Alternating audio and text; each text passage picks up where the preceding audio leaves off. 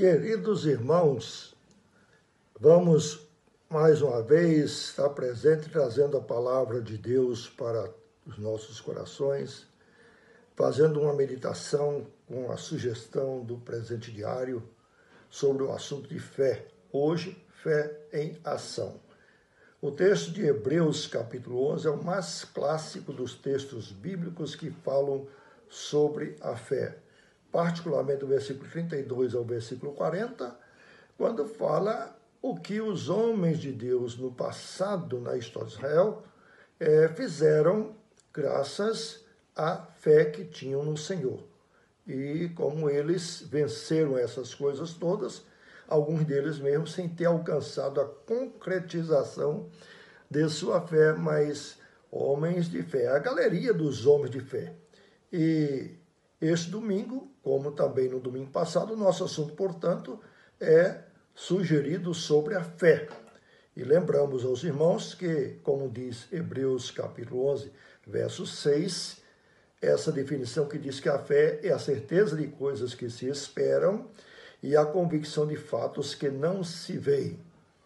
Também consideramos que, no fundo, é impossível viver sem fé. Todas as pessoas, intrinsecamente, todos nós admitimos que não somos autossuficientes para lidarmos sozinhos com todas as demandas da vida. Que goste ou querendo ou não, dependemos uns dos outros também para viver. Temos de confiar no motorista do ônibus, no piloto do avião, no açougueiro que nos fornece a carne, no comerciante que nos fornece o alimento, no médico que nos prescreve o medicamento e assim por diante. Se não tivermos essa confiança, ou seja, essa fé, no outro, seríamos tomados de um transtorno de ansiedade tão grande que seria evidentemente visível e insuportável a nossa paranoia. E isso nos deixaria, evidentemente, loucos e senão engessados ou congelados, sem ação. Não se vive sem fé, portanto. Muitos depositam sua fé ou confiança em si mesmo, outros em certos homens poderosos, outros em sistemas, seja político, seja econômico, seja filosófico, ou mesmo sistema religioso. Bom e terapêutico é ter a fé alicerçada em Deus, em um ser pessoal, na sua própria natureza como é Deus, não é? E não num ser impessoal que é a criação. Por isso muitas pessoas deixam de adorar o Criador para adorar a criação. Mas não, Deus é pessoal, é soberano, Deus é transcendente e ao mesmo tempo imanente. Ou seja, é o Deus que tem todo o poder nos céus e na terra. É o poder que está lá e está cá. É o Deus pessoal. É o Rei dos Reis, é o governo sobre todos e sobre tudo. E que ainda se passa para ver a necessidade tanto da humanidade como um todo, como também está presente para ver a nossa necessidade individual. Particularmente o povo de Deus, a Bíblia nos revela. Nós somos as meninas ou a menina dos olhos de Deus. Ele não se cansa, não dormita de guardar pelo seu povo. Bom, confiar num Deus assim não é um salto no escuro, como muitos pensam, nem tampouco uma atitude insana. É a fé em ação, em um Deus vivo que age. Não se pode viver sem fé, mas há basicamente 3 tipos de fé. Primeiro, a fé temporal. Ela é comum à sociedade que se diz cristã, nas pessoas que se declaram cristãs. Crê que Deus pode auxiliar a conseguir uma cura de uma enfermidade, a resolver um grave problema, seja ele financeiro, moral ou relacional, a proteger quando se destina a uma viagem, mesmo que não seja perigosa, ou a passar por certas provas para melhorar de vida, para fazer um concurso e etc. Esta fé é válida. É mais do que válida a pessoa, por exemplo, se preocupar no seu futuro cônjuge, pedir a orientação de Deus, enfim. Isso é válido, é fé temporal. Essa fé temporal é chamada de temporal porque é a fé em Deus para resolver problemas temporais, ou seja, problemas transitórios desta vida. Ela tem ação, mas na direção daquilo que é transitório ou temporal, por isso chamamos de fé temporal. Existe também a fé intelectual, ou a fé como um sentimento intelectual. Essa fé é válida também, e ela, evidentemente, é e pode ser uma fé real. Contudo, frequentemente, é apenas uma fé mais confessional do que uma fé vivencial ou experimental. Porque uma coisa é crer em Deus e outra coisa é vivenciar em Deus a fé de um modo pessoal e vivo, relacional. Como concluiu certa vez Jó, aquele homem que a Bíblia cita que passou por graves problemas e que sofreu muito e Deus provou realmente a sua fé, e a sua história ficou registrada nas Escrituras por gerações e gerações para nos estimular a termos confiança na hora das duras provas, na hora das provações. Confiar e a ter paciência como Jó. Mas esse mesmo Jó, que passou por essas experiências, ele declara: antes, ó Deus, eu te conhecia apenas de ouvir falar. Agora meus olhos te veem. Em outras palavras, antes ele tinha uma fé intelectual, baseada na experiência do que ele ouvia falar, mas não baseado numa experiência vivencial, numa experiência viva, numa experiência própria. Esta fé intelectual, evidentemente, ela também é confessional, porque você confessa com a boca a sua fé. É como diz a palavra de Deus no livro de Romanos, aliás. Não é? Ou seja, essa fé é válida, porém não tem necessariamente uma ação, um desafio ou uma construção. Ela é importante, mas esse tipo de fé, ela não é uma fé salvífica, aquele tipo de fé salvadora, certo? Porque é necessário o homem que crê em Deus, creia não somente que ele existe, mas que é galardoador, recompensador de todos aqueles que o buscam. A fé, portanto, um terceiro conceito, é uma fé pessoal e relacional.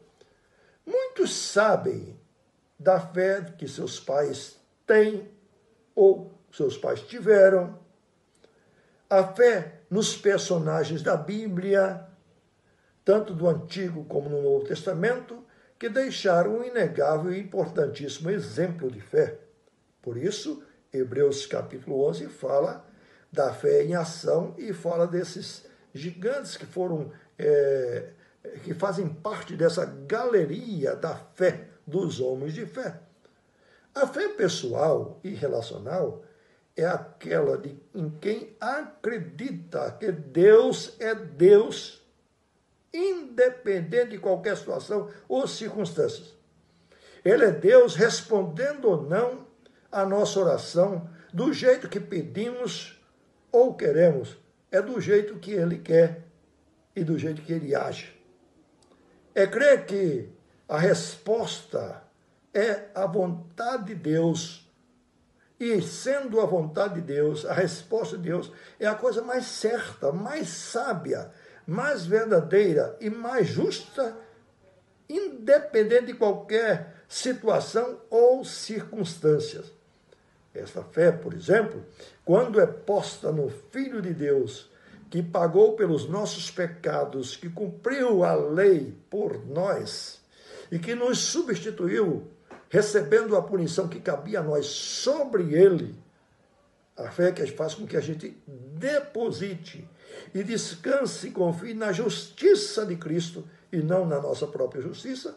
Essa é uma fé pessoal, relacional, é uma fé que a gente pode dizer assim, salvífica, tá? Uma fé salvífica. É Deus, é Cristo quem salva por meio da fé.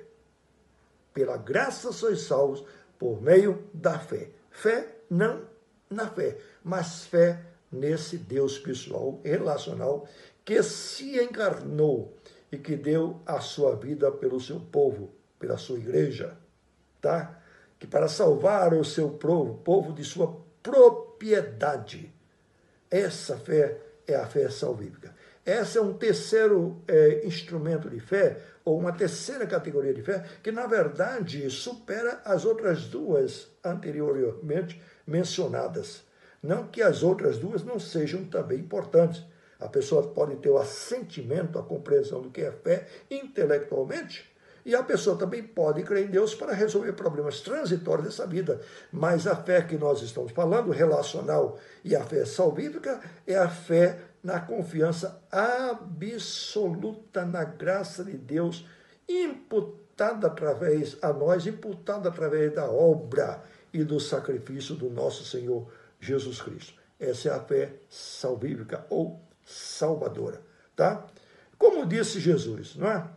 Olha, a gente quer ter fé para pedir as coisas e receber de Deus as coisas que nós pedimos. Somos desafiados pelo próprio Jesus e pelas Sagradas Escrituras a fazermos assim. Mas olha, Jesus, ao ensinar-nos a orar, ele disse, Pai, seja feita a tua vontade, assim na terra como nos céus.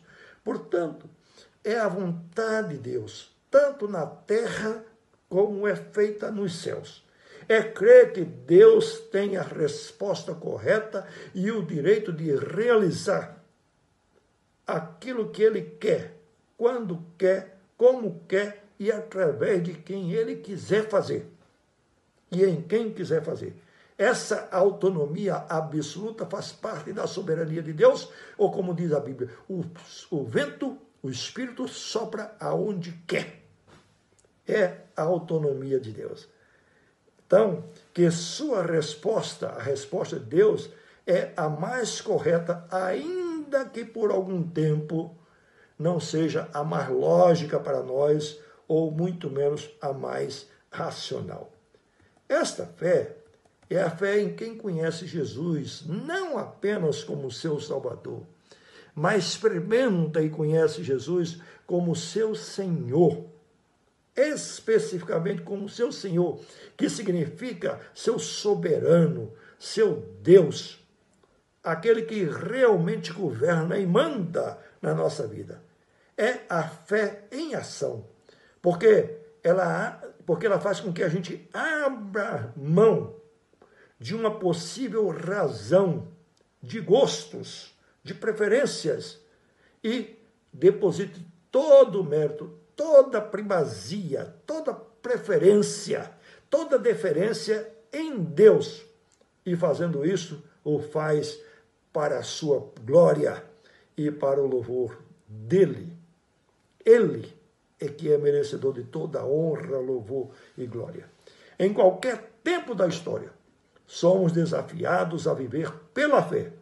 Porém, é possível que você, como eu, não tenhamos um tempo mais apropriado para pôr nossa fé em ação do que o tempo de pandemia em que nós estamos vivendo atualmente. Devemos confiar, evidentemente, na ciência.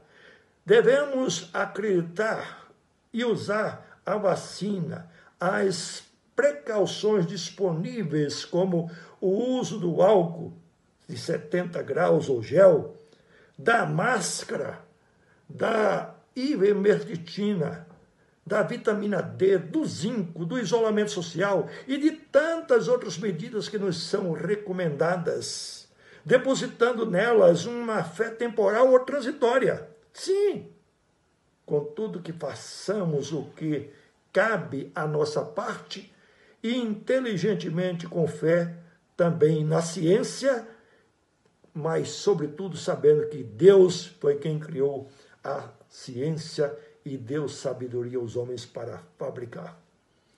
Nada, porém, é tão eficiente, deve ser tão evidente quanto a fé em ação voltada e depositada no poder da graça de Deus.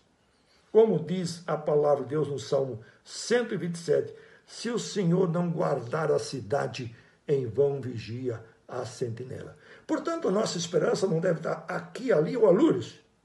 Tem de estar tão somente depositada e apoiada no nosso Deus. A Ele, portanto, seja toda a glória, assim seja a nossa fé. Em nome de Jesus, o Senhor nos abençoe. Amém.